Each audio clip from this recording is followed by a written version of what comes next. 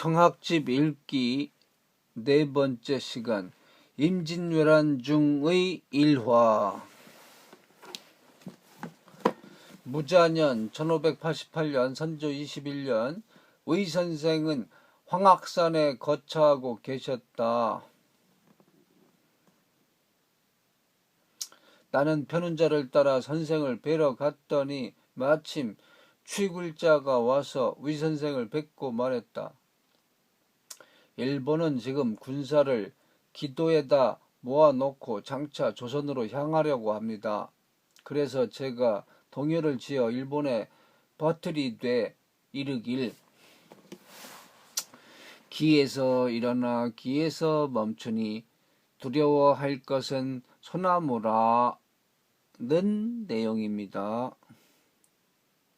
그 후에 왜는 과연 소나무 송자를 두려워하여 청송, 송화 등의 지역을 감히 들어가지 못했다.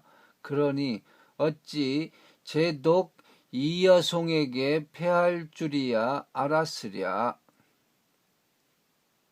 제독 이여송 할 때의 이 송이 소나무 송자 쓰지 않습니까? 이여송 얘기를 한 건데,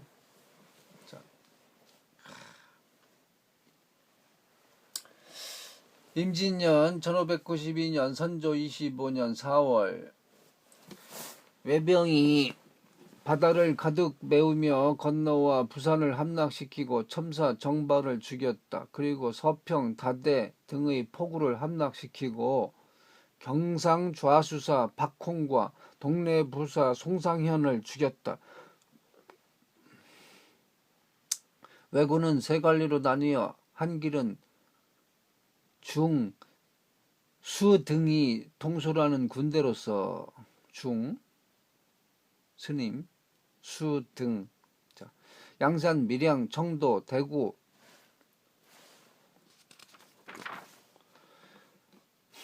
인동, 선산을 거쳐 상주에 이르러 이 일 장천교에서 패배시키고 다른 한 길은 가도 오교마사의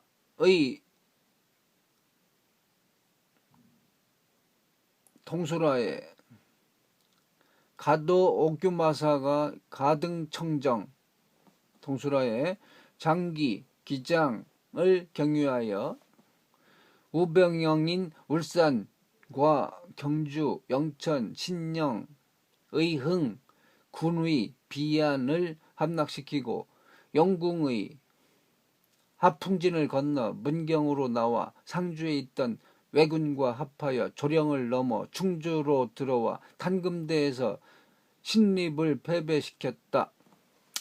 충주로부터 다시 양갈래로 나뉘어 한 길로는 종일이 통솔하여 여주로 달려가 원호를 쫓아내고 강을 건너 양근을 경유하여 용진을 건너 서울 동쪽으로 나왔다. 또 한 길은 평주신이 통솔하여 축산, 용인으로 갈 때 한강에 다다라 도원수, 김명원을 물리치고 서울로 들어왔다. 또 다른 한 길로는 평행장, 소소행장이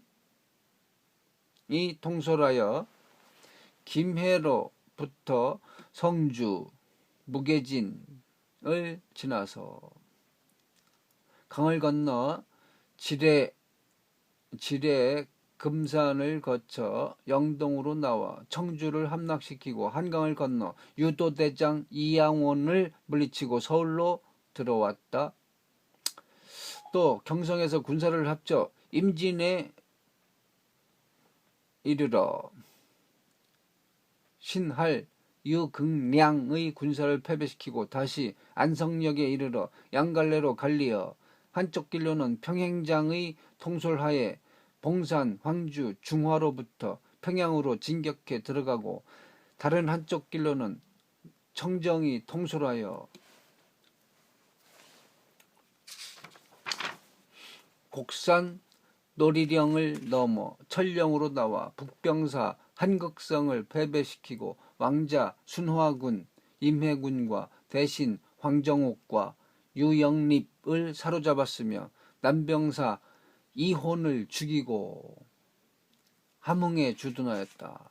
그들은 깃발과 무기가 쭉 이어졌고 험준한 곳을 찾아 진영을 설치하여 군대를 주둔시키고 밤에는 횃불을 신호로 하여 상응하고 낮에는 쇠북 소리를 신호로 삼았다. 또 물길로는 40만 군대를 일으켜 마다시의 통솔하에 연평 바다로부터 압록강으로 향하였다. 나의 친형 조여앙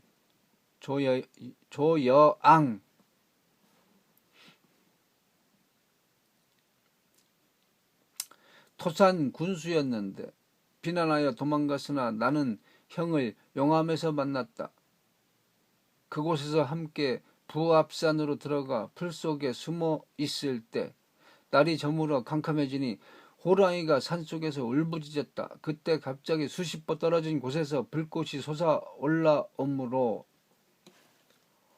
깜짝 놀라 자세히 살펴보니 이건 역시 피난민들이었다. 불숲에서 나와서 그들을 만나보니 대개 이들은 경성의 정종명 일행이었다. 그들 중에 한 사람이 말하길, 우리들은 오랫동안 굶주렸습니다. 그러니 저희들과 함께 촌락에 내려가 양식을 구합시다 라고 했다. 그래서 나는 그 사람을 따라 여러 고개를 넘어 어떤 큰 부락에 이르렀다. 각기 흩어져서 빈집에 들어가 양식을 서너 가마와 개, 송아지, 닭, 돼지 등을 찾아내가지고 그 동네 어느 한 집에 들어가 고기를 삶고 밥을 지어 일행 17명이 모두 실컷 먹고 마시고 나서 산으로 돌아가려고 할 때 갑자기 포성이 문 밖에서 들리더니 함성이 일제히 일어났다. 이에 우리 일행은 놀라 사방으로 흩어져 달아났으나 이미 왜군들이 포위하고 있었다. 결국 전부 붙잡혀 묶이게 되었다. 아마도 왜군들은 이미 건너 마을에 주둔하고 있었던 것 같은데 우리 일행이 오는 것을 알고 군사를 이끌고 습격한 것이었다. 다음날 철원으로 끌고 갔는데 거기서 포로 중 7명을 죽이고 다시 나머지 사람들을 재촉하여 상령에 이르러 주둔하고서 또 3명의 포로를 죽였다. 그리고 나머지 포로들은 오랏줄을 더 심하게 단단히 매어 한 작은 집에 가두고 그 집 주위 울타리를 가시로 둘러 쌓아놓고 저희들끼리 내일이면 모두를 죽여 그 피를 말에게 먹일 것이라 라고 서로 말했다. 이에 모든 포로들은 가슴을 치고 슬피 울었다. 그날 밤 3경쯤 되었을 때 갑자기 비명소리, 사람 죽이는 소리가 나더니 잠시 후 왜군이 주둔한 곳이 잠잠해졌다. 그러더니 어떤 두 사람이 울타리를 헤치고 들어와 창을 걷어차고 부르길, 조여적은 빨리 나와라! 라고 하였다. 이에 여러 포로들은 각기 흩어져 도망하였고 그 두 사람은 나를 재촉해 끌고 갔다. 나는 놀라고 정신이 없어 어느 곳으로 가는지도 알지 못했다. 어떤 개천에 다다르자 그들은 나를 앉히고 불을 켜 음식을 먹이므로 내가 불빛 아래에서 자세히 살펴보니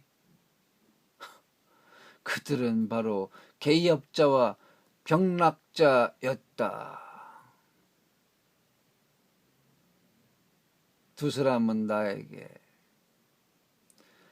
우리들은 편운자 때문에 그대를 구해주는 것이네 라고 하였다. 나는 두 사람을 따라 백두산 낙주동으로 들어가 위 선생님과 편운자를 만났다. 그때 금선자가 곁에 앉았다가 말하길,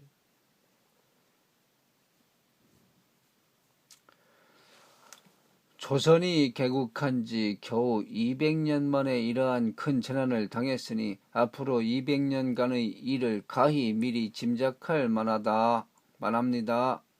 라고 하였다. 이에 취글자가 말하였다. 우리나라의 지세가 남쪽은 낮고 북쪽은 높기 때문에 기자가 중국에서 와서 도읍하더니 그 후손 기존이 남쪽의 마한으로 달아났다가 망하고 말았습니다. 위만은 연나라로부터 와서 왕이 되었는데 그의 후손들은 예로 옮겨가서 망하였습니다. 백제의 온조왕은 부여로부터 남쪽의 부화도로 옮겼고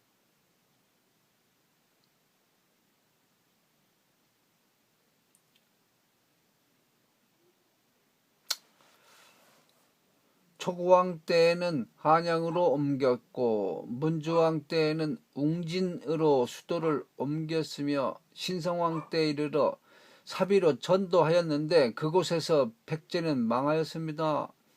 조선의 태조는 관복지방에서 일어나 한양에 이르렀으니 그 전도를 밝히 알 수 있습니다. 그리고 또 취굴자는 길게 한숨 짓고 작은 소리로 자방에서 태어나 신방에서 왕성하고 진방에 장사 지내네 라고 하였다.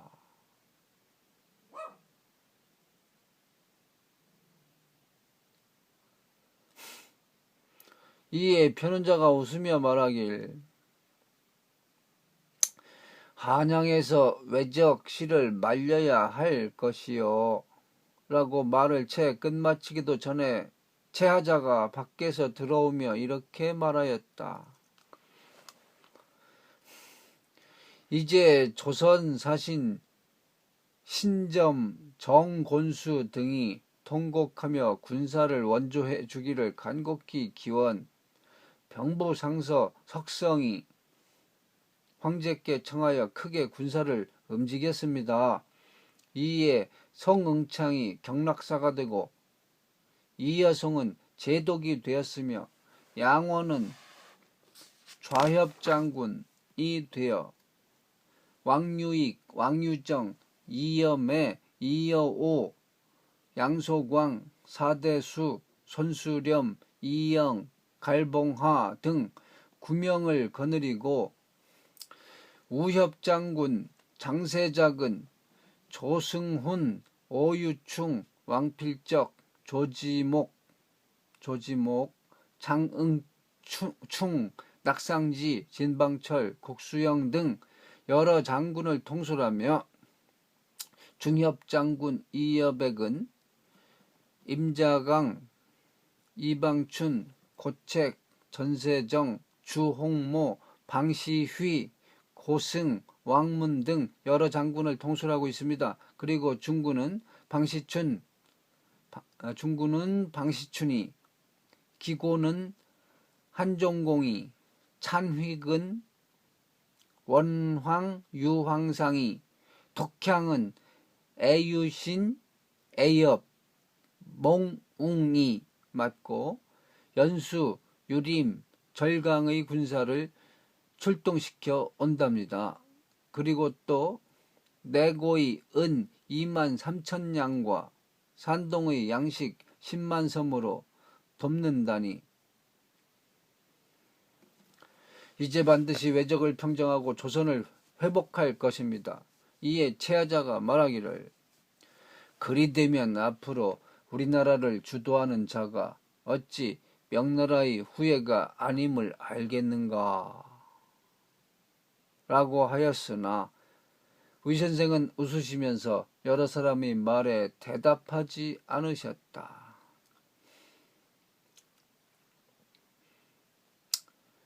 변운자는 가족들을 이천 구봉동에 옮기고 다시 평양을 지나다가 그곳에서 채찰사 유성룡이 군량미를 거두어 모으고 있다는 소식을 듣고 나도 나라의 백성인데 모른 채 할 수 없다 하면서 말을 얻어 7곡의 쌀을 구하여 실어다 바쳤다. 이에 류성룡은 사제감의 참봉 벼슬에 제수하는 사령서 한 통을 보내왔다.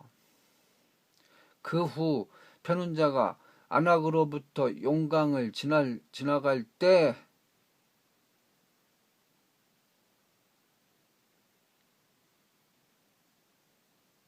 이원익, 이빈 등이 왜군과 평양에서 싸워 패배하여 말은 쓰러지고 거의 잡힐 지경에 이르렀다. 편운자는 지나가다 보니 이원익은 우리나라 대신님으로 구하지 않을 수 없었다. 곧 부적을 물에 잠그어 뿜으니 외인들이 놀라 스스로 물러나서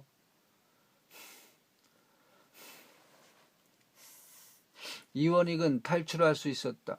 이에 이원익은 막 고맙다는 말을 하려는데 편운자는 호련 사라져 보이지 않아 내심 놀라고 의아하게 여겼다. 마침 이원익의 휘하 졸병인 오대성이 선생과 동양인이어서 편운자 선생의 행적에 대해 자세히 말해 주었다. 이에 이원익은 몰래 임금께 구하여 단천 군수로 제수하는 사령장을 받아서 오대성을 시켜 편운자 선생을 뵙고 그것을 전하도록 하면서 겸하여 편지 한 장을 보냈다. 내가 마침 오대성이 선생님을 뵙는 때를 만나 이원익이 보낸 편지를 보았는데 대략의 내용은 이러했다. 지난번에 고귀하신 자취를 굽히시어 곤란 속에 빠진 생명을 구해 주셔서 이제까지 고맙게 느끼고 있습니다. 이에 한 통의 속된 물건으로 귀찮게 해드리고자 하오니 다만 원컨대 한 지방의 백성을 보전케 해 주십시오. 그 후 다시 함경 관찰사를 선생에게 주어 청정, 그 가등청정을 제어하려 하니 위한저 선생이 자리에 앉아 계시다 웃으시며 말씀하시길 속세를 떠난 기러기가 어찌 속세의 곡식밭에 내려 앉으려 하는가? 라고 하셨다. 편운자는 이로부터 오대성과 거래를 끊고 아주 자취를 감추었다.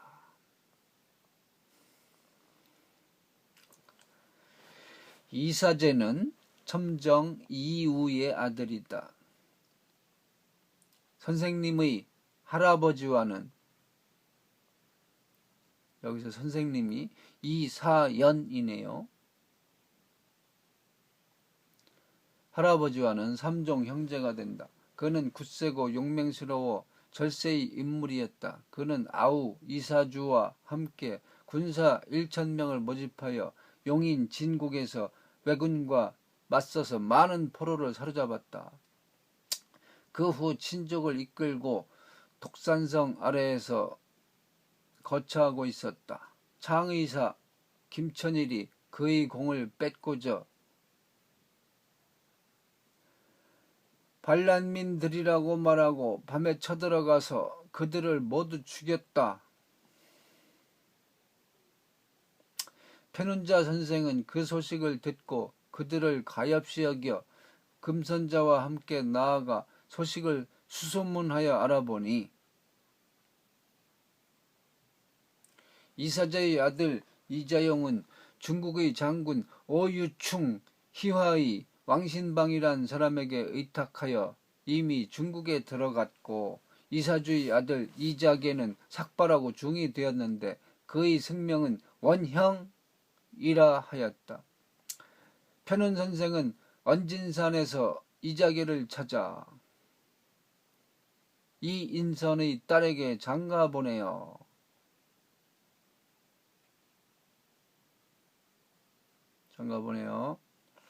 장수산 사교동에 거처하도록 하였다. 이번 길에 상령, 대탄을 지나갈 때 금선자가 나룻가에다 팔진도를 펼쳐 놓으니 지나가는 사람들이 모두 방향을 잃어 몇 시간 후에 곧 거두어 버렸다. 또 공강정을 지날 때에 김은국을 설치하니 나는 새들도 그 위로 날아가질 못했다. 금선자는 여러 사람 가운데서도 가장 뛰어나 8종의 술법이 있으니 오뢰, 둔갑, 투심, 통견, 탈정, 임몽, 치원, 이수를 말한다.